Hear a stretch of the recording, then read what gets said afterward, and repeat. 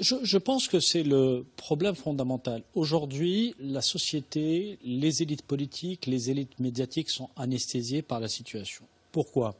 Parce qu'il y a une sainte horreur de se faire taxer d'islamophobe, pour reprendre le terme consacré, en l'occurrence se faire traiter de raciste. L'islamophobie, comme je le disais tout à l'heure, est une véritable escroquerie intellectuelle, parce que dès qu'une personne commence à critiquer des dogmes moyenâgeux, barbares, qui appellent leurs adeptes à décapiter une personne, on est critiqué et on est taxé d'islamophobie. Ça ne veut pas dire qu'il n'y a pas de racisme en France, il y a du racisme, de la discrimination. Mais il est faux, comme le disent certains groupuscules qui utilisent ça, je veux dire, dont c'est le fonds de commerce et qui vont, par exemple, vous qualifier l'éloignement ou l'expulsion d'un imam appelant au djihad d'actes islamophobes. Je veux dire, c'est complètement hallucinant.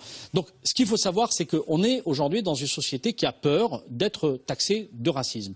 En l'occurrence, il faut absolument opérer une rupture, je dirais, une révolution culturelle.